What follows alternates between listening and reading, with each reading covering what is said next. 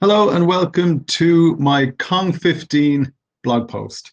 The title is New Media, Why It's Pointless Putting Lipstick on a Pig. Just by way of background, Kong 15 is, or Congregation 2015 is a digital gathering, or it's an unconference. And basically how you get a ticket to the event is by blogging your way in. So this is my blog entry for Congregation 2015. If you want some more information about Congregation, the event or previous year's events, check out congregation.ie, and what you'll find there is ebooks of the previous blog posts, this year's blog posts, some audio and some video as well. So you'll get lots of information about the event and obviously all the valuable information that was created by the various bloggers. So, as I said, the title of my blog post is New Media, Why It's Pointless Putting Lipstick on a Pig. So just to give you a little bit of background about the title in case that offends anyone, that phrase about putting lipstick on a pig first appeared in literature in the 1920s and 1940s, but it was more widely adopted by journalists and political spin doctors from the 1980s. And basically what it means is it's trying to describe someone who's dressing up something as something else. So it's basically someone is taking something that's weak or average and trying to turn it into something that's so much better, by putting lipstick on a pig.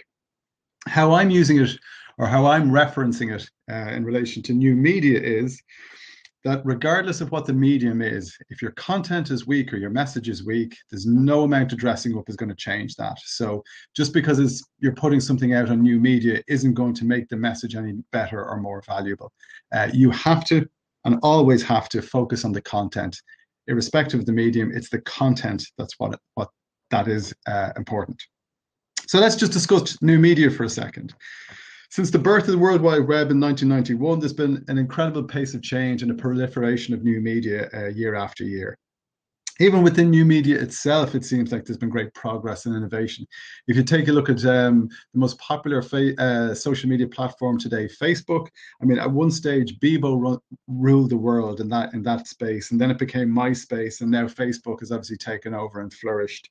And if you consider YouTube, launched in 2005, if you think about some of the tools you can use to get yourself onto YouTube, like Periscope and this blab that I'm doing today, it's just new media is just constantly evolving and just making it easier for people to get their message out to their audience.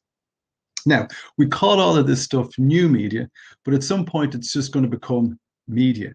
Because if you consider that we've been Googling since 1998, WordPress is around since 2003, Facebook 2004, YouTube 2005, Twitter 2006, some of these things are nearly or almost or over 10 years old. And so at some point, we're just going to drop the new. They are going to be media. It's going to be what we are using.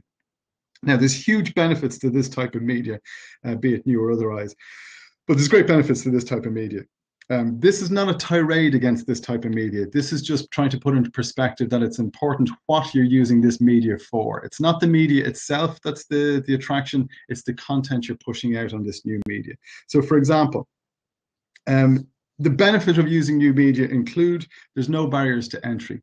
If you consider how hard it is to get yourself on TV or get a television program up and running, and how easy it is to create a YouTube channel and push content out through that, it's an overwhelming positive for new media.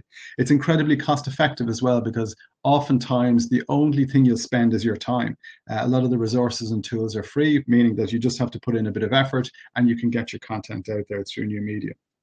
It shows that you're being innovative as well, that you're using the most up-to-date technology, and you can actually be very creative using new media. It's when people think of blog posts, and this is why principally I'm doing this through Blab, when people think of blog posts, they automatically think of text that's going to live on a website. What new media allows you to do is be innovative, be creative, and then sweat your content so you can actually repurpose this video into other different formats, and then use social to amplify all those levels of the content you've created.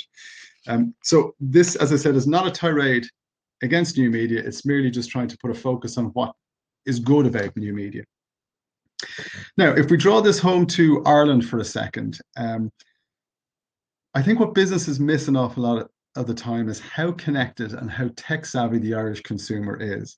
And by ruling out not just new media, but the internet in general, because a staggering 40% of small to medium, I think it's about 25% of small to medium enterprises in Ireland don't have a web presence. And the ones that do, they can't process sales, it's not responsive. They're basically just not taking the internet seriously, or what a commercial tool the internet could be for their business. They're not taking that seriously. If you consider that the Irish consumer is very connected, the average Irish person has 3 connected devices. Ireland is ranked 6th globally for multi-screening. So you might be watching the telly while you have your iPhone or iPad or tablet or something close by to you. 90% of Irish people between the ages of 25 and 34 browse daily. This obviously tapers off the older you get, but still over 55-year-olds in Ireland, 70% of over 55-year-olds in Ireland browse daily. 93% of people who research a product or service go on to make a final purchase. So basically what I'm trying to say is, look, Irish people are incredibly tech savvy and connected and turned on. These are your people, these are your audience, these are your potential customers. If you're not on the web, or if you're not on the web and taking it seriously, you're not talking to these people. You're not going to be found when these people search for the product and service you offer. So, and this is the crux of the issue. Remember, when you sit down to use your website or new media, make sure you're not putting lipstick on a pig. Make sure that the content you're pushing out is worthwhile. If you want a bacon sandwich, you're going to eat a bacon sandwich, and it doesn't matter if the pig wore lipstick. If you have a fantastic piece of killer content, it doesn't matter what medium you push it out in, the content is the star player, or the hero in this case. The new media is nice, but the content is the star. So, just some key messages. Weak content is pointless to produce. It won't be made any better by using a flash new piece of media. Work hard to ensure that your content is engaging, provides a solution, and is worth sharing, and has a clear call to action at the end. So there's a point to the person reading this. From their perspective, they're going to learn something, and from your perspective, you're going to gain a potential customer, or at least a lead out of all of this. One of the biggest advantages new media has, as I said, is the ability to repurpose content. So when you're planning your content, don't just think about it being a text blog post going onto your website, which you'll push out using social media. Think about how, if you create this content, what format allows you to get the maximum reach and use out of that piece of content.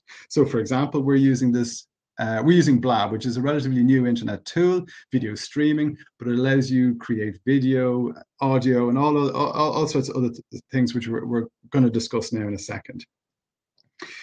What you don't want to happen, as I said, is you sit down in front of your keyboard, you write text, it goes to your website, you share it, you come back a week later and you do the same, and it's over and over again. What you want, and there's actually a very good blog post, the 12th post on Kong 15 by Alan O'Rourke, called the 1 month micro marketing plan, is essentially this in a nutshell. This is what that blog post discusses.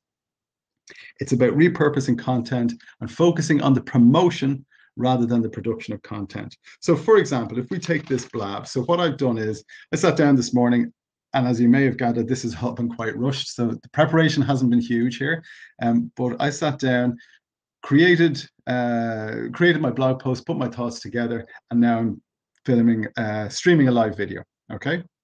So if you did this properly, what you should do is sit down, write your script and your show notes, and put them into one document. And this document then, if it's big enough or if it's worthy enough, you think, you create an ebook out of that. From the ebook, then you can break it down into the various chapters and put those up as text posts on your website. So you've got a chunky piece of content in your ebook. That's the basis of this video. And then you can repurpose that into individual text posts for your website. Now, all the while, you've got lots of social engagement you could capitalize on.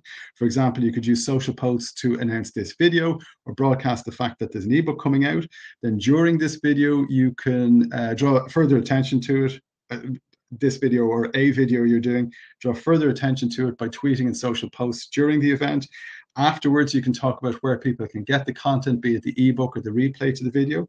So this video is live streaming, so that's one incident of content. Now, what Blab will do for you is they'll send you an email shortly after your video finishes, which will have a button to download the video and the audio. So now you've got a video you can upload to your YouTube channel. And if you did these regularly enough, you could constantly refresh your YouTube. There's obviously more social posts can go with that.